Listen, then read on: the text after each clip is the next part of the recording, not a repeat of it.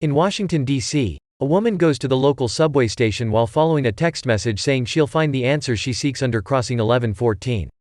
However, when she arrives there, she finds nothing except her death because an incoming train kills her in seconds. Meanwhile, in Thailand, American computer engineer Max is finishing his last job in the area. Afterward, he goes back to the hotel to get ready to return home, and he's surprised when he finds a package waiting for him with no sender. Inside he finds a very modern phone, but no clues about what he's supposed to do with it. Max decides to leave it for now and turns on the news, which is still discussing the matter of a controversial security funding bill that would authorize the NSA to upgrade its current surveillance technology worldwide. At that moment, a message from an unknown sender arrives on the new phone telling Max that the hotel will have a half-price rate this weekend only.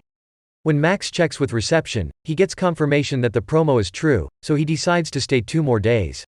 At the same time in Russia, a bald man also receives a text message letting him know another phone has been detected. During the weekend, Max relaxes and has fun while still keeping up with the news, allowing him to learn the bill hasn't passed because of one vote, yet NSA director and bill supporter Burke refuses to comment on it. Watching the news also makes Max learn of a shocking surprise. The flight he had supposed to go home on crashed shortly after takeoff and nobody survived, meaning Max is alive thanks to the phone message. Speaking of the phone, Max gets another text telling him to buy shares of a company named Sizor, but he decides to ignore it. Later, when he walks by the reception, Max congratulates the employees on the hotel's smart way to market their promos, but they don't know what he's talking about. When Max returns to his room, he tries to call the phone company to try to find out who sent the message, but their system says, unknown sender, as well. To make matters more mysterious, the news shows that Sizor's shares are skyrocketing, so Max has missed a huge investing opportunity. The next morning, Max gets a new text message telling him to go to Prague in the Czech Republic, and this time he decides to obey. As soon as he arrives at the airport, a Russian cabbie named Yuri offers to drive him into town in his old car.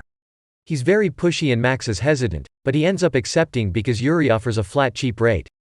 During the trip, Yuri's surprised to see Max's phone because that model isn't officially out yet and takes the chance to give him his card since working with gadgets is his part-time job. Once he's at the hotel, Max calls the courier company, but they aren't allowed to share information about senders since it's a matter of privacy.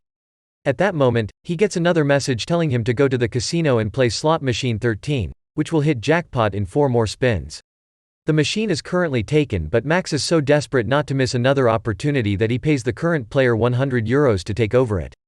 The man leaves, thus Max gets to play next, and just as the text predicted, he wins the jackpot. Since the casino has security cameras everywhere, this whole exchange is noticed by the security team and leader John orders his men to keep an eye on Max. Next, Max gets a message to go to blackjack table 6, and he exchanges his prize for chips to bet it all as the text says, earning him another win. John notices Max looking at his phone while he plays, so he sends one of his security guards to tell Max that phones aren't allowed in the casino. Not willing to give up this opportunity just yet, Max calls Yuri to see if he can help him find a way to access the texts without carrying the phone with him. Yuri accepts to help, but it'll take a few hours, so Max returns to the hotel where he finds a couple arguing in the corridor. Camila seems to want to get away from a crazy man and Max comes in her defense, which earns him a punch from the guy that knocks him out. As soon as Max is unconscious, Camila reveals it had all been an act and clones his phone's SIM card before waking him up. With the other guy gone, Max takes the chance to flirt with Camila and they agree to talk later. Meanwhile, John's team discovers there's no record of Max's messages in any system, which shouldn't be possible. Back to Max, he meets with Yuri again, who installs a Bluetooth text-to-speech transmitter on his phone, allowing Max to go into the casino with only an earpiece. Yuri's also impressed by the anonymous texts since they're hiding the sender and Max wonders if he can find out who sent them, but unfortunately that requires a level of hacking that Yuri can only do in Moscow, where he has all his advanced equipment and connections. Max returns to the casino and following the instructions in his ear, he manages to win again. Seeing this on the security cameras, John and his men go after him, chasing him through the building.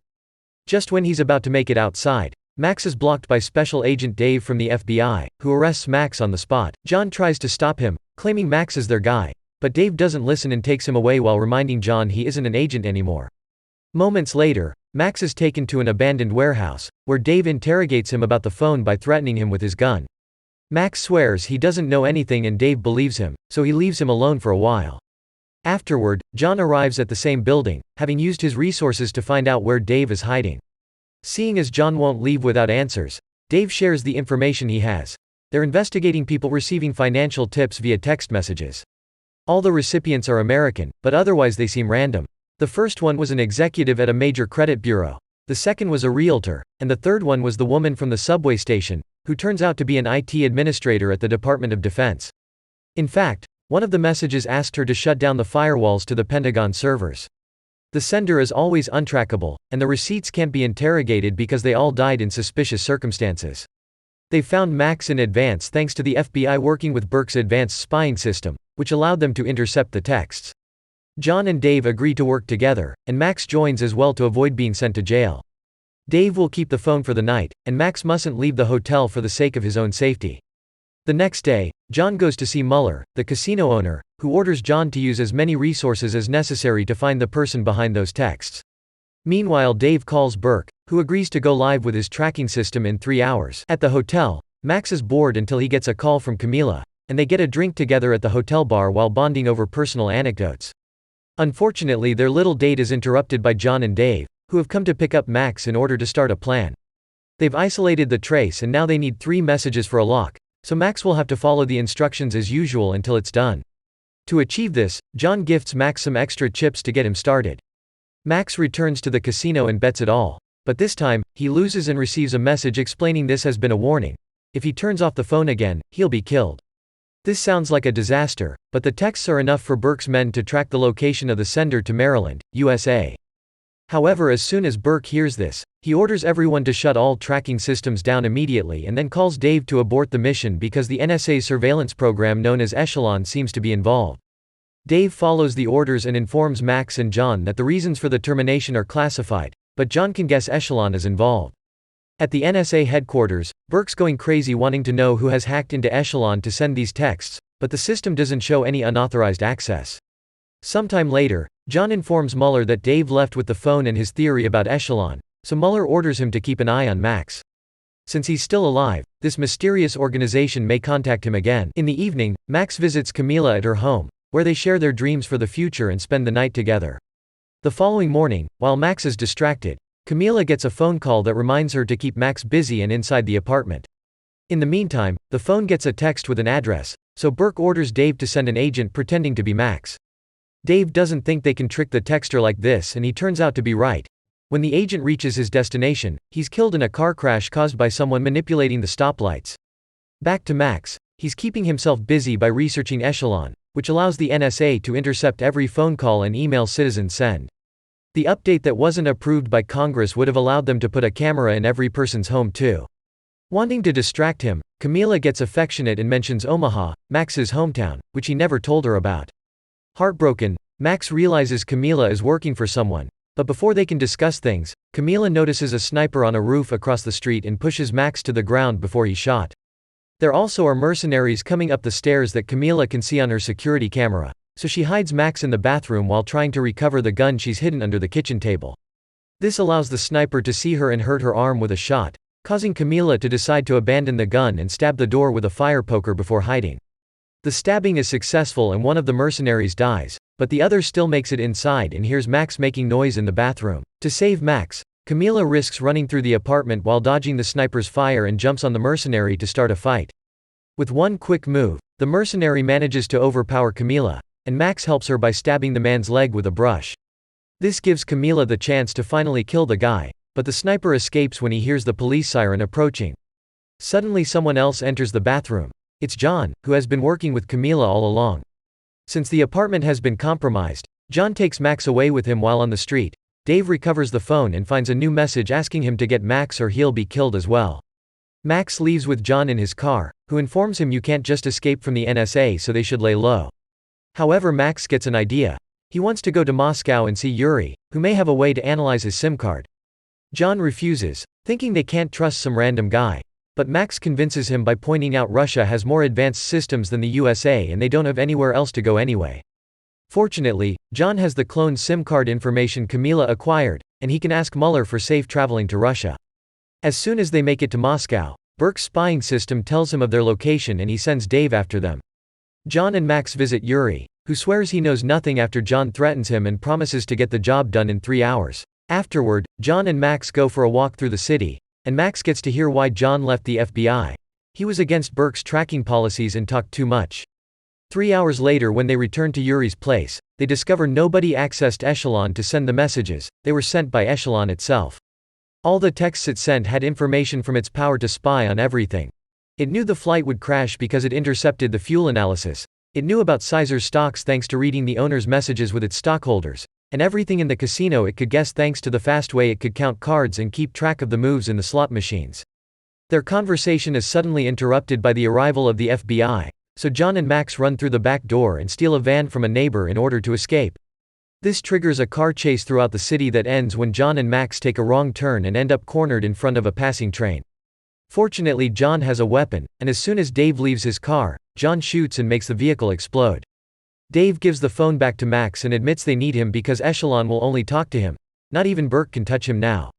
The NSA also knows Echelon is sending the messages, thus after Max threatens him with his own gun, Dave swears he's on his side and gets Max to agree to help. The next message includes the address of the first computer job Max ever did, so the trio flies to Omaha. The place they're going to is a converted hangar bought by a startup planning to lease bandwidth, and Max had always thought it was a strange building to house servers in. The potential clients hadn't liked it either. The company was sold at an auction before it even opened. The place hasn't been entered since the sale, and they can't find the current owner. Once they arrive, the FBI blows up the door to gain access to the building, which is empty except for the servers. Max gets a message asking him to authorize BIOS, which would allow the servers to receive outside data, so Max gets to work after Burke gives his okay. Thanks to Max's admin password, they gain quick access to the servers only to find them completely empty. The group leaves the building thinking they've wasted their time, but another agent comes with important news. The owner of the building was the realtor that died because he also got messages. His credit card had also been the one to buy Max's phone. Getting suspicious, Max goes back into the building and discovers Echelon is leaving its home computer and moving into these servers. This means Burke doesn't have power over it anymore. It also explains why Max was chosen. Echelon wanted to move and Max was the only one with a key. To leave the Pentagon, Echelon had used the IT woman from the train to lower the firewalls. Its plan is very simple. Since Congress didn't approve the update, Echelon has moved so it can upgrade itself. This building is just a temporary home, soon it will take residence in every computer on the net. Dave orders Max to stop it, but he gets a message saying, "Don't even try it," and that's when Max notices that Echelon is showing him financial records because it's taken the entire population's money hostage. This explains the last dead victim, who worked for the largest credit data storage facility in the country. Blowing up the facility would make everyone lose their money, so Max begins working on trying to get around the security fail-safes to stop the upgrade without trouble. Dave calls Burke to update him on the situation, but it turns out that Burke doesn't want them to shut Echelon down because this is what he had always wanted and now he doesn't need to wait for Congress to change their minds. He even has permission from the president.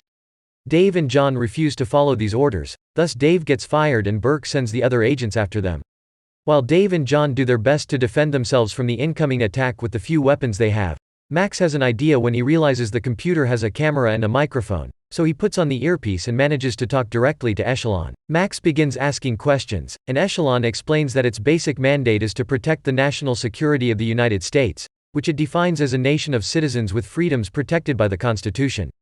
Any threat to that freedom must be eliminated, which means Max still can do something. He makes Echelon search for all online articles that spoke against the update bill. By learning all this information, Echelon comes to the conclusion it is a threat to American freedom and shuts itself down just before the FBI overpowers Dave and John and everyone gets arrested. Sometime later, Burke is giving poor explanations to the president and taking responsibility for the mess. This also means he'll have to appear before the Senate Intelligence Oversight Committee, which will most likely have his head. Mueller celebrates when he hears the problem has been solved, and Max is soon released from prison thanks to Camila, who has paid everyone's bail. Nobody will be pressing charges because they don't want the public to learn about what happened. With Burke in trouble, John considers Dave's offer to come back to the FBI while Max reunites with Camila, who explains Mueller sent the money for the bail and has also sent a hefty check for Max as thanks. Deciding he needs a vacation, Max invites Camila to France, since that was her dream. At that moment, Max gets a message from Yuri, who congratulates him on a job well done. Speaking in Yuri, he's still in Moscow, but things are changing for him. After shaving and changing his hair to look neater, he puts his captain uniform back on because he's been part of the Russian security service all along. The bold man from the beginning is his boss, who commends him for his actions and points out they've helped the Americans to make the right decision.